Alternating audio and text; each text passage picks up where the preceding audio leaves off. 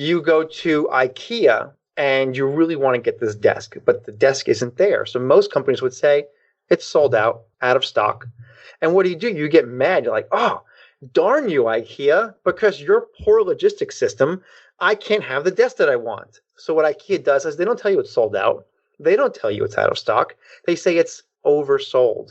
By saying it's oversold, yes, you are placing the blame on the consumer, not the organization. And when you place the blame on the consumer, it looks like the product is more desirable. Right. More want it because the most persuasive thing we could do is show that other people are doing it too. Welcome to Think Bigger, Think Better, where we explore how you can apply insights from visionary leaders and the most provocative philosophers and scientists of our time to make your life and our world a better place. Here's your host, author and speaker, Paul Gibbons. And so, hey, welcome back to Think Bigger, Think Better. I'm your host, Paul Gibbons. And hello, today we have a very exciting podcast with Michael Barbera, who's the CEO and founder of Suavesion, and he's an expert in behavioral science. So it should be very exciting. He's one of these people who's both an expert and really fun to talk to, so I'm really looking forward to getting into that. Before we get started, a couple of announcements. If you want to listen to the person who's got the number 6 TED Talk and most listened to TED Talks of all time, Julian Treasure, a friend of mine. His TED Talk is called How to Speak So People Will Listen. He's also got a number of other TED Talks that have fewer listens, 6 million or 10 million. I think this one has 39 million listens. So he's a spectacular speaker, and he's an expert on sound, especially sound in business, but sound generally also. And he's a fantastic listen. You can find that podcast on Patreon, and it's just really a terrific, terrific listen. On Think Bigger, Think Better, and also on Patreon, I have Kelly Monahan, who's an expert in behavioral science. She works for Deloitte Insights, which is their sort of internal think tank. And she and I had a very fun and, again, very insightful conversation about behavioral science in business, which, as I'm known to say, they're going gaga for it, or behavioral science is the new black. And before that, I had Julie Anderson from Plastic Oceans. And what's really interesting is they're in the news again. They have someone swimming around Easter Island and to draw attention to the fact that the oceans are just seething with plastic right now, which is killing off ecosystems, which eventually find their way into our food. Microplastics can find their way into our food, into our rhythms, our streams, our reservoirs.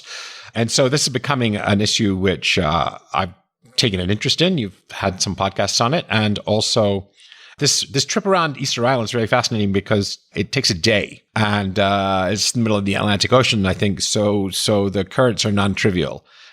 You've got to wait to sort of a perfectly benign day. So anyway, yeah, Julie Anderson, Plastic Oceans, a couple of podcasts ago, really fascinating stuff.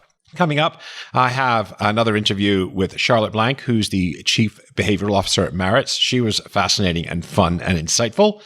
I'm interviewing someone who's an expert on change. Her name is Wendy Hirsch. I believe she lives in Florida. And I've been really impressed with her writings on the subject, so I'm looking forward to having her. And I'm going to do a few podcasts on the future of work, how artificial intelligence and robotics are going to affect our workplaces, our workforces, the culture of how we work together, how the structure of jobs is going to change, which jobs are going to be lost, which jobs are going to be gained. So it's something that I pick up in the book Impact, and it's something that I think you're going to be hearing more and more of, if you're not already, in the next couple of years. I've written to a couple pretty famous people who've gotten back to me. I'm trying to schedule right now Alexandria Ocasio-Cortez to talk about the Green New Deal. She is a very impressive young member of Congress, I think. She's given a good account of herself in some hearings that have been televised. I thought she was the most mature and credible of a bunch of them. And also General Stanley McChrystal, who's a 4-star general in the United States. I want to say Army, but I hope it's not Marines. And he was the Allied commander, I believe, in Iraq and Afghanistan, at least one of those, if not both. Anyway, fascinating guy. He's got some great insights on leadership that I've been very impressed with. And so I've also reached out to him. And with luck, he'll be on the show this summer. On a personal front, I've got a title, a cover, and I'm finishing off my new book, Impact. The title has been all over the place. It's going to be called Impact, using science to change behaviors, hearts, and minds. It's going to be on behavioral science. It's going to be on influencing, and it's going to be on how to lead change in the digital age and in the future of work. So picking up a couple of those themes that I've been talking about, it's pretty thrilling. I'm sending chapters out to reviewers now. If you want to be one of those reviewers, obviously at one level, you're just doing me a favor. I never compensate you for the time and attention that you spend to reading a chapter critically, but I'll obviously send you a signed copy of the book and all that kind of stuff once it's done. But most reviewers do it just to do it. So if you're interested, shoot me an email, paul@paulgibbons.net. And I'm also looking for someone who's a big name to write a foreword for the book. Tony Zappos is on my list. I'm going to reach out to him. It's going to be someone of that kind of stature. If you know of someone personally who'd be interested, then, I'd be interested in hearing from it. So anyway, the book will go on sale about the 1st of April, 2019. I will make sure to announce it, of course, here.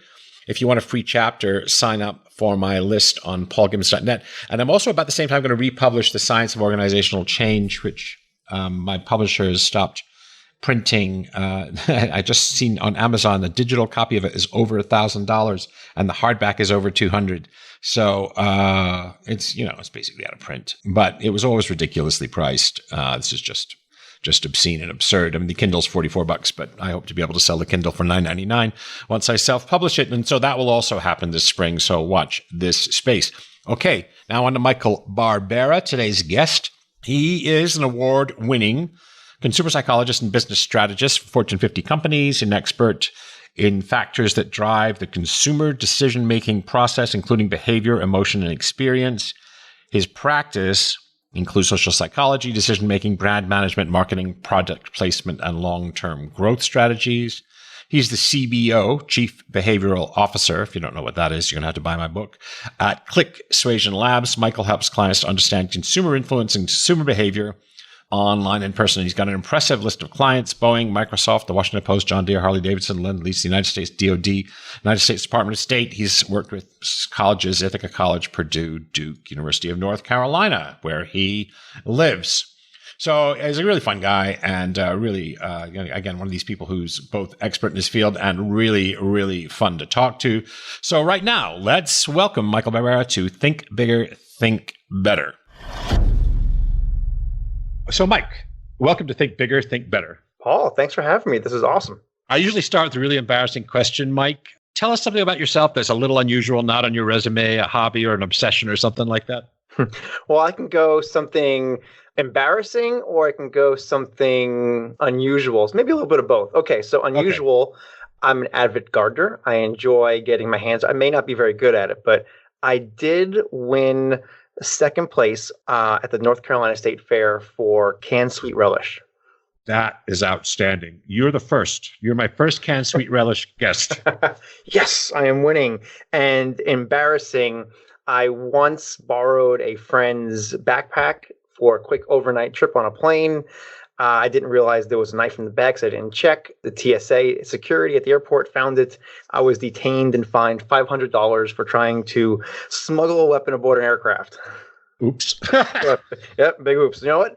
I learned my lesson. I will check my bag from now on. Well, I'm glad there are no knives on aircrafts. And you're a biker, right? You're are you a Harley guy or? Well, yes. So I own two Harleys. I guess you could say I'm a Harley guy. I love all motorcycles. I do not discriminate. If they have two wheels, I enjoy them. Yeah, I used to ride a Harley in London, but when my child was born, I decided to put that away. He's now 14, so I decided I didn't want to make him homeless or fatherless for that reason. So, anyway. Well, 4 more years, he'll be out of the house, and time to get back on two wheels. Except I made the mistake of having one when I was 50. So he's now 8. So maybe another dozen years before I can pick it up. But by that time, I'll be too old for Harleys. I'll have to ride a Goldwing. Oh, never too old. No, take that back. No. Anyway, so this is Matt. How come businesses? I first wrote a book on behavioral science in 2013, and it was a speculative idea of mine, and now businesses are going crazy for it. So why do you think that has happened? Well, businesses are going crazy for it. I can't say that we're at the place where we need to be or we should be, because I think behavioral science is going to look a lot different a decade from now. About half of the Fortune 500 companies have CBOs. They apply behavioral science in some way, shape, or form. So right now it's kind of a want. In 5 years from now, it's probably going to be a need where majority will have a chief behavioral officer, or at least a behavioral insights team. It's a unique way to approach any kind of decision maker, whether it's consumer facing, employee engagement, or something really unique that you may not have heard of before. So, but of those roughly half of the Fortune 500, how many of those behavioral science initiatives are top-line focused, and how many are focused on softer things, change, engagement, well-being? Say, what's the ratio there? I'm not sure I can give a ratio or a number. I'm just not sure I have the data on that, because some are very focused on just employee engagement. Some are very focused only on consumer engagement. Some are trying to do a little bit of everything and trying to just equally distribute their resources. So it's tough to say. But I think that when you do apply behavioral science to whichever business problem or challenge you have, it should probably apply to whichever is not maybe needs the most help, but the one that drives your business model. So if your business model is built on talent, maybe applying behavioral science to employee engagement might be a better approach. There was an old model, a strategy model. It's either economic efficiency, customer intimacy, or strategic leadership and innovation. Those were the three different points of the triangle. And I suppose depending on where your business places its dime, if you will, that's where one of the things you might want to focus on one of those. So yeah, I can see that. But its birth was in marketing. I mean, most of the early organizational applications, business applications, came from the marketing department. Is that an exaggeration, or is that more or less correct? No, that is correct. So in the 1950s, a book was written, and I can't remember the name of the book. It was The Hidden Persuaders. And it told all the secrets about how marketing agencies in New York would apply psychology to their practices. Well, people were shocked. People were in awe. There was an uproar about the book. And then over the years, the public acknowledgement or businesses' acknowledgement, organizational acknowledgement to the application of behavioral science and marketing has significantly decreased. So, for example, today in 2019, if you talk to a behavioral economist or someone who works in behavioral finance, more than likely they would not acknowledge that they use it for industry purposes or for capital gain. Most want to use it for employee engagement or for solving a social cause. Interesting. A lot of academics do frown upon people applying behavioral science to marketing. However, this debate can go on forever because we know that businesses are in business to make money. They earn revenue. Your revenue goes towards the stock market. It helps your 401k. It's a circle of life that helps everyone out. So businesses will apply it regardless of what policies and procedures or regulations get put in place. So it's always going to be that giant elephant in the back of the room. And I say, if you have a resource, as long as it's ethical and it's legal, go for it. So behavioral science, what problems does it solve that other methods don't? I mean, I'm thinking, the traditional model of behavioral change, what I write about, is that you appeal to hearts and minds. You educate, you persuade, you influence, you cajole, you create a vision, you inspire, use some of those influence methods. And I guess my always worry about that is it's A, very hard to change people's minds, and B, even if you change your minds, behavior doesn't necessarily track hearts and minds, doesn't track beliefs. So I guess that's one answer to I've answered my own question, but what problems do you think behavioral science is solving that just other methods were, inadequate for solving? Take hurricanes, for example, hurricane evacuations. We have a category 5 hurricane coming off or towards the east coast of the United States. Yeah. You have the representatives or elected officials from North Carolina, Florida, South Carolina, and state of Georgia telling their residents, evacuate or die. Now you're applying fear-based messages. Well, you know what? I've heard this message last hurricane season. This same person told me to leave. And you know what? We had a little bit of rain. I'm not going to leave now. Well, you know what? That system has worked in the past, and now it's just the boy who cries wolf. We are conditioned to hear the same thing over and over again, so we just start ignoring it. It doesn't no longer apply to us.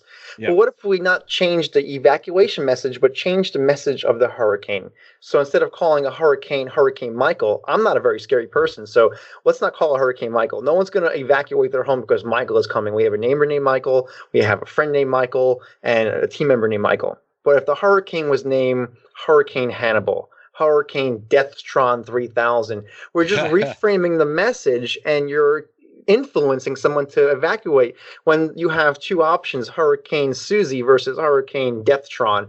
I'm more than likely going to leave my home and my tangible items behind to save my life if something called Deathtron was approaching in the sky.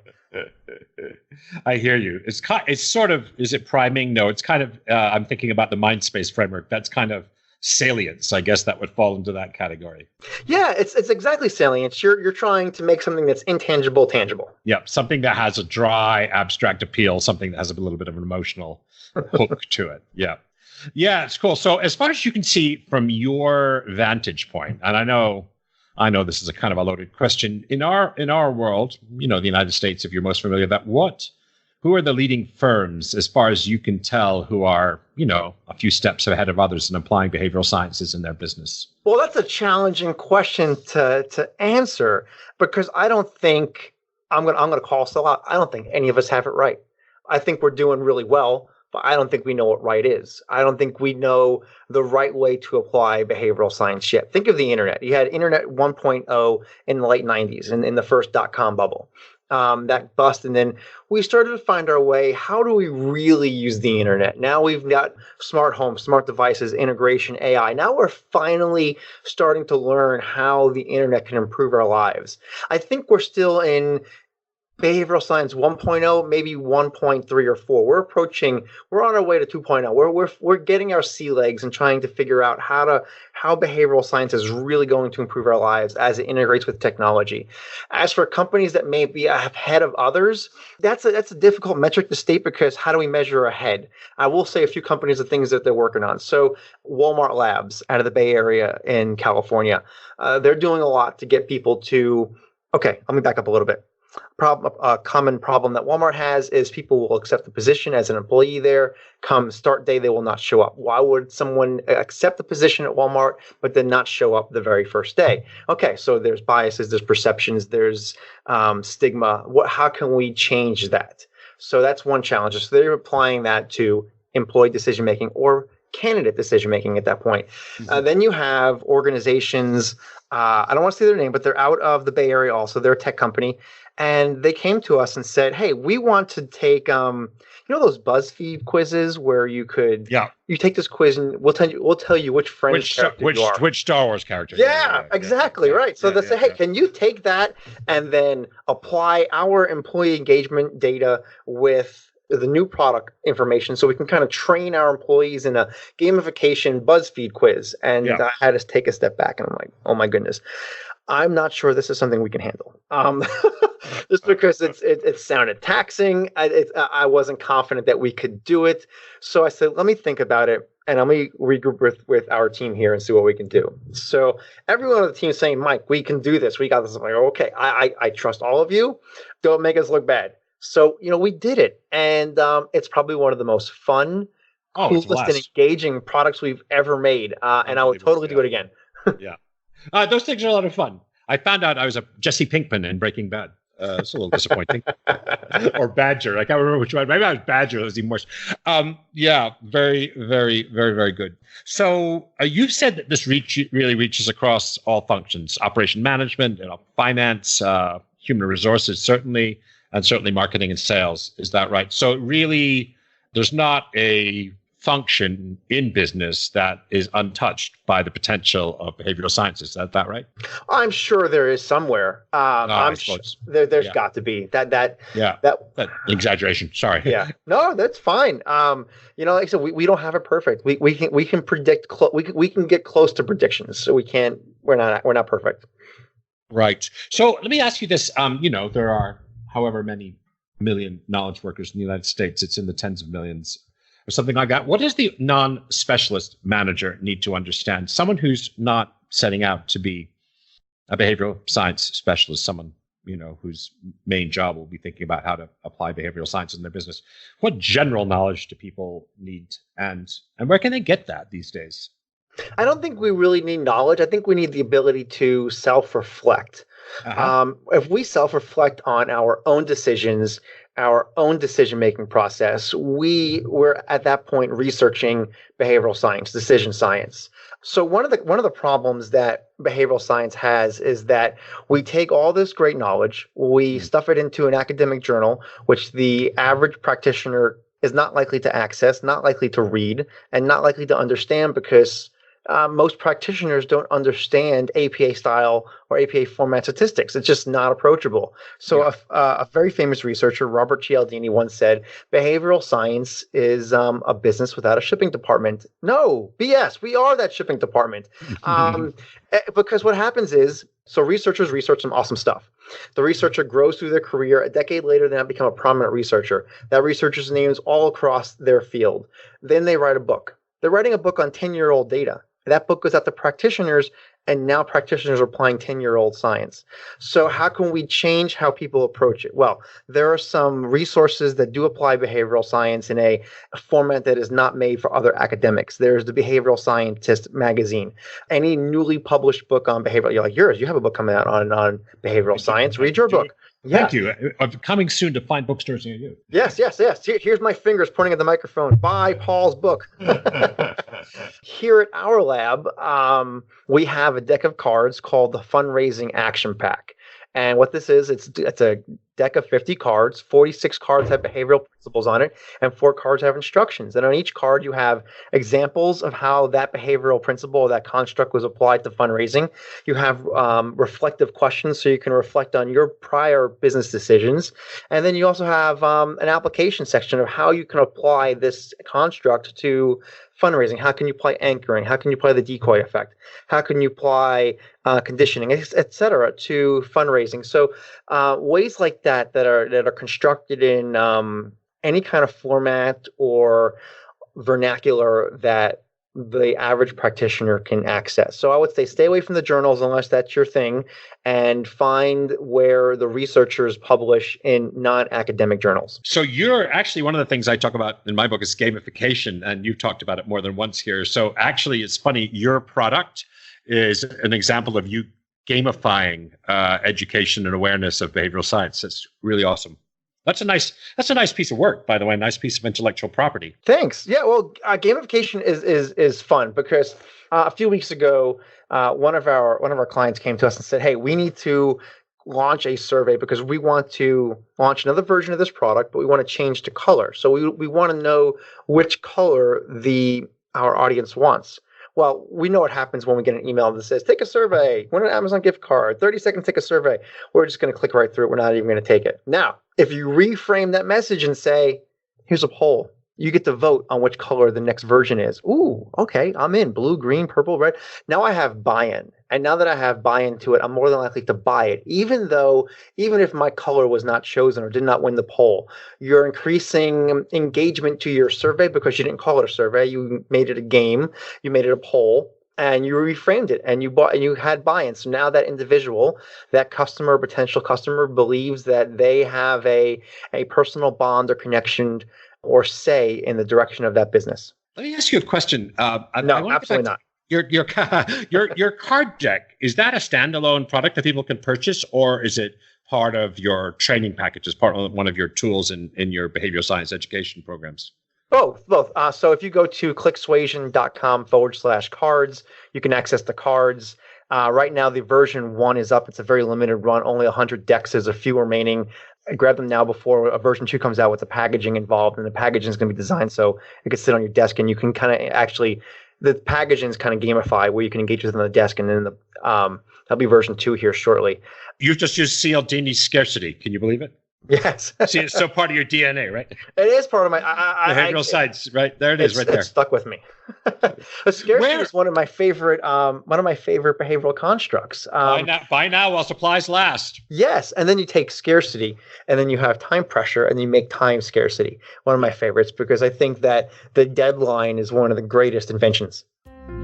If you'll permit me a 10-second commercial break, Think Bigger, Think Better survives only because of the goodwill and support of its Patreon subscribers. So if you're loving the show, head over to patreon.com, Paul Gibbons, and hit that Become a Patron button. For as little as $2 a month, you get extra content, free content, can listen into recordings, and get free books. So thank you very much for your support, and back to our show.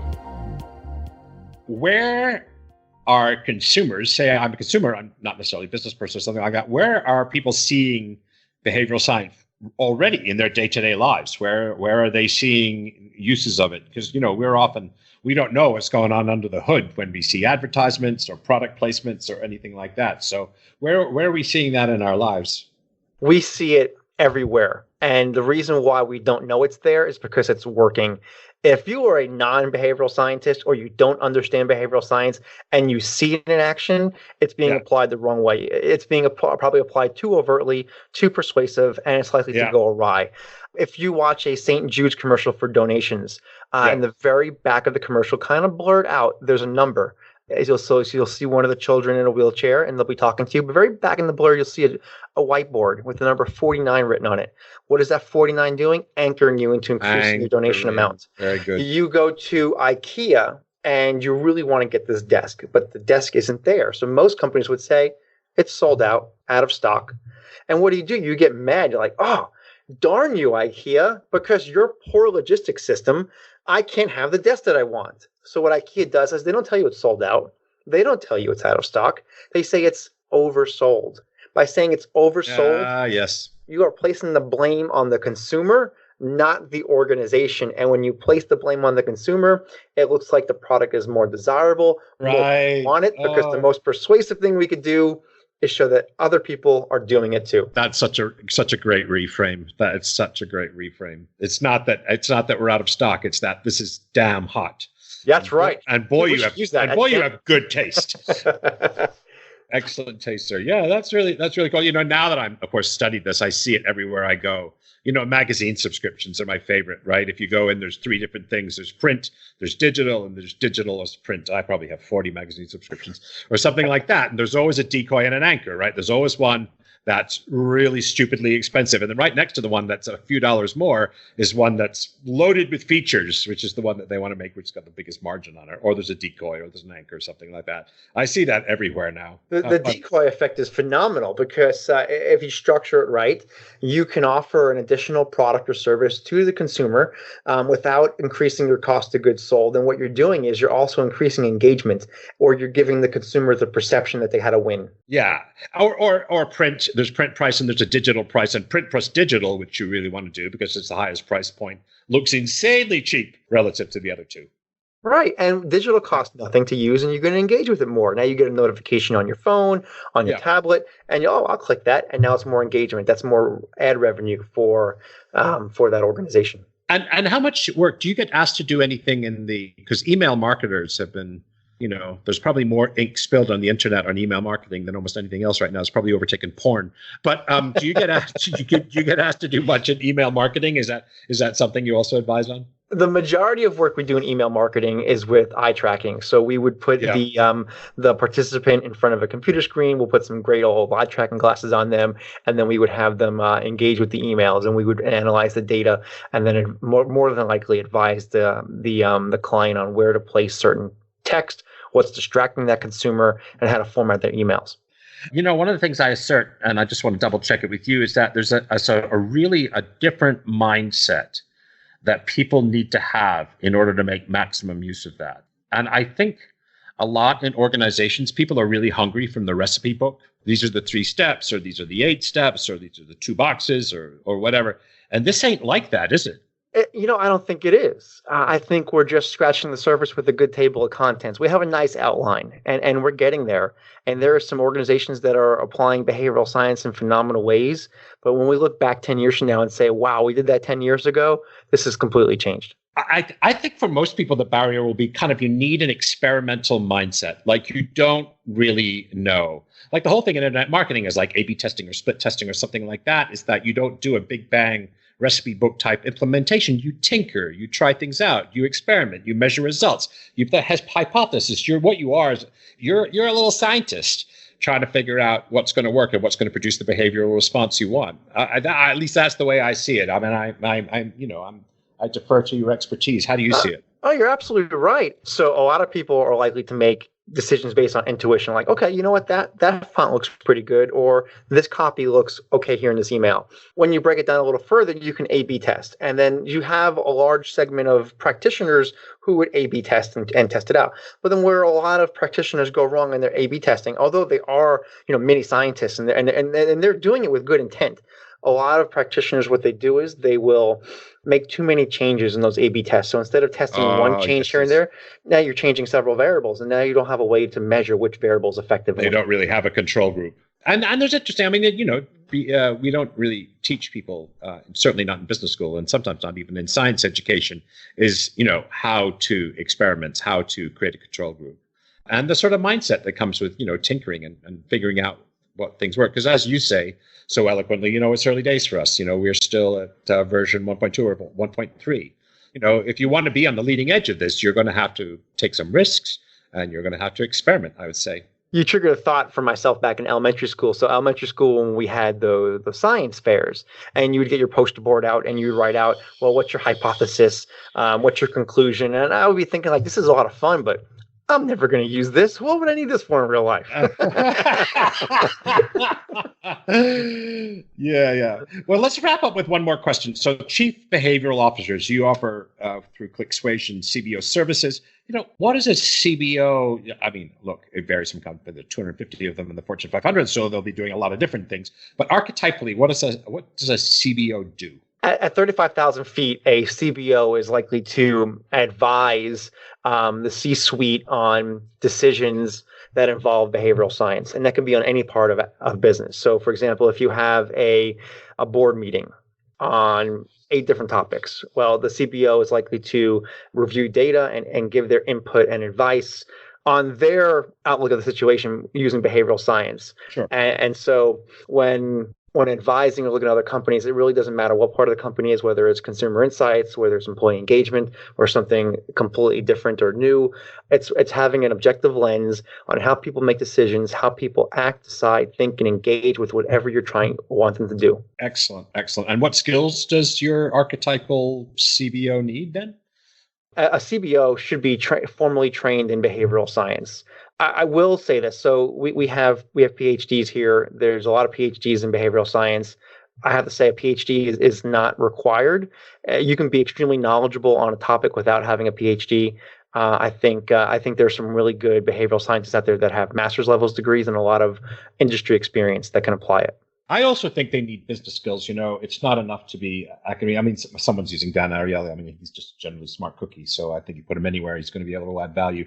But I think they also need to understand the business context. I think understanding the industry context, understanding a little bit how retail works. I couldn't agree more. When you walk into a brick and mortar retail store, there's behavioral science everywhere you look. It may be right, it may be wrong, it may be okay, but it's there. It is being applied. So when you walk into a store, most people walk into the right-hand side. Well, what are you going to put there?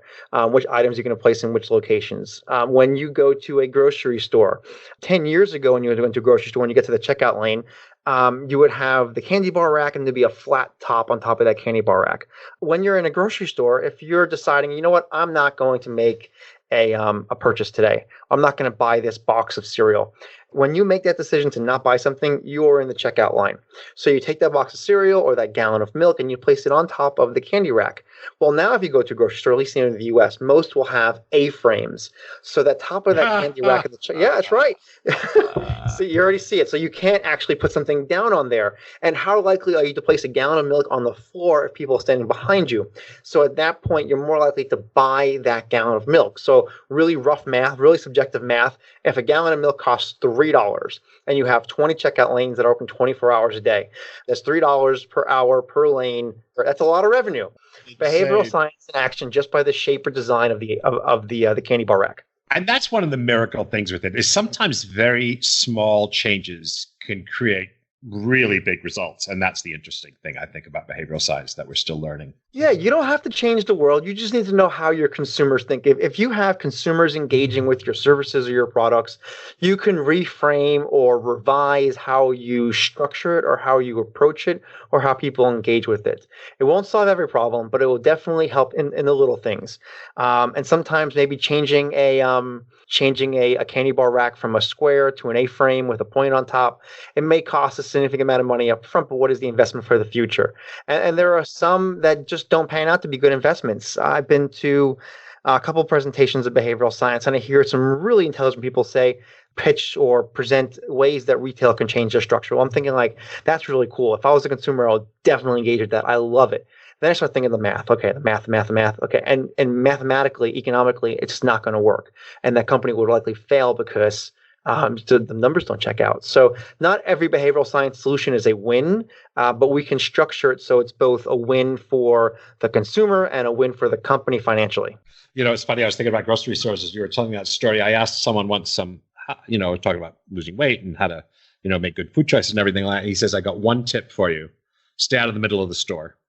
I said, what do you mean by that? He says, all the high margin and all the shitty products, all the processed foods are all in the middle of the store. And if you want to find fresh stuff, where's that? You got to walk through all of the aisles of Doritos in order to get to, the spinach and arugula salad or whatever, Exactly. which I thought was interesting. And the most shop for items like a gallon of milk and a loaf of bread, they're all the way at the back because you got to walk all the way through all the cakes and the cookies and the sodas and whatever. So I thought that was a very interesting insight.